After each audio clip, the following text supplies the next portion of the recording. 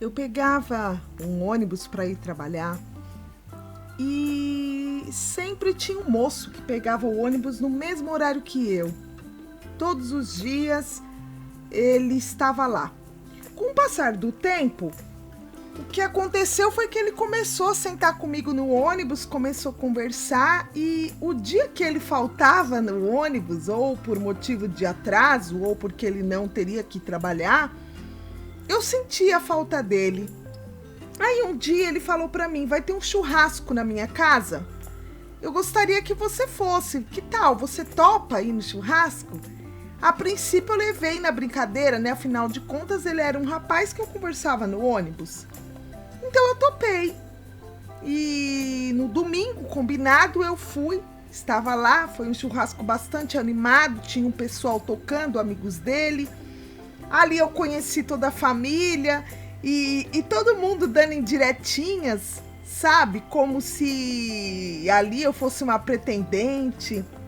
Eu achei o clima bastante especial e a nossa amizade se estreitou. Ele me chamou para ir à casa dele outras vezes. Ainda não tinha rolado nada entre a gente.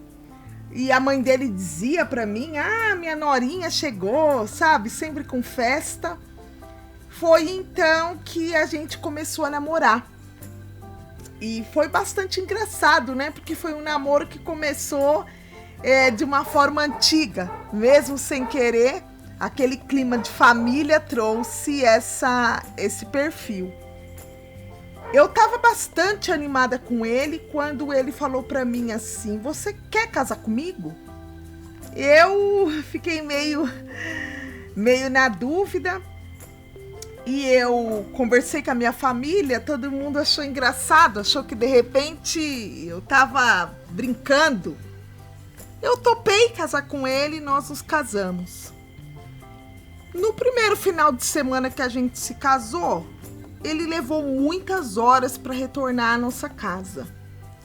E ele voltou meio estranho, eu achei que ele tivesse bêbado, dei uma bronca nele. Mas não era só isso. Ele era usuário de drogas e eu não sabia. Eu não fazia minimamente a ideia de que ele era usuário de drogas.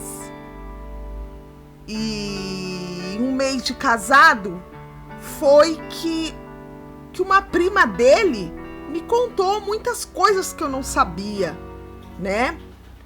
Toda a família estava depositando em mim uma esperança de que de repente ele saísse das drogas e ele era um dependente fervoroso de drogas pesadas. Eu fiquei muito desapontada, fui à casa da minha família chorando, falei, nossa. E eu fui à família dele, aí, logicamente, eu não contei que a prima havia me dito, eles acabaram confessando, disse que ele tinha mudado, e a nossa relação ficou bem abalada nesse período. E eu confesso que eu desencantei um pouco daquele homem nesse dia, mas eu achei que dava para dar um sim, estava disposta a tentar, e eu continuei com a relação. E aí, pouco tempo depois, eu comecei enfim, eu estava já observando, né? E eu comecei a perceber que ele nunca se desligou das drogas. E as minhas desconfianças, elas foram piorando e eu insistindo naquela relação com aquele homem que eu já não tinha o mesmo encanto. E ele cada vez pior. Ele estava cada vez pior, sabe? Ele largou o serviço em definitivo. Ele fazia assim situações, ele criava situações onde você percebia que era mentira. E cada vez eu sofria mais. Eu sofria mais com tudo. E eu já estava muito desanimada, muito deprimida com aquela relação, aquele casamento que para mim tinha sido uma coisa muito desleal por parte da família dele, por parte dele. eu acabei perdendo o meu emprego, porque muitas vezes eu não dormia de noite. Chegou ao ponto de eu ficar esperando, plantada, sabe? A madrugada toda esperando ele retornar e ele só piorando. Foi aí que um dia, depois que eu já havia perdido o emprego, eu me dei conta de que alguns objetos de nossa casa passaram a desaparecer, objetos de valor. E foi quando eu percebi que ele estava começando a trocar os nossos pertences por droga. Aí eu desanimei de vez, peguei as minhas coisas e voltei para casa. Quando eu voltei para casa, muitas vezes ele ia na porta da minha casa, ele fazia show, sabe? Na porta da minha casa e fazia escândalo. Ele achava que eu tinha outro e não era nada disso. Eu não tinha ninguém, eu não conhecia ninguém. E, aliás, eu tô sozinha até hoje. Mas com ele não dava para ficar. E eu tinha muita dó, sabe? Muitas vezes alguém me falava: eu vi o fulano de tal, assim, assado na rua.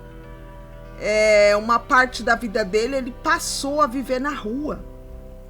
Eu cheguei a procurá-lo na rua umas 2 vezes, conversar com ele, sabe? Tentar dar palavra de incentivo, de apoio. Levei comida. Uma vez, inclusive, uma dessas 2 vezes, eu levei ele para minha casa para tomar um banho, comer, sabe? Mas eu via que ele estava transtornado. Nessa vez, inclusive, ele falou que ia dormir lá e quando eu acordei, ele já não estava. E aí, as minhas amigas, minha família me incentivou, falou: isso aí é o mesmo que você tá casada. Se desapega dessa situação, ele tem uma família para ajudar ele, se a família quiser, ou se ele quiser ser ajudado. E aí eu larguei ele de mão, sabe? E pouco tempo depois, eu tive a notícia de que ele havia sido morto pela polícia. E foi uma situação horrorosa, sabe? A irmã dele me culpou muito, falou que eu fui a culpada, porque eu que joguei ele nas drogas. Imagine, eu tava salvando a minha pele.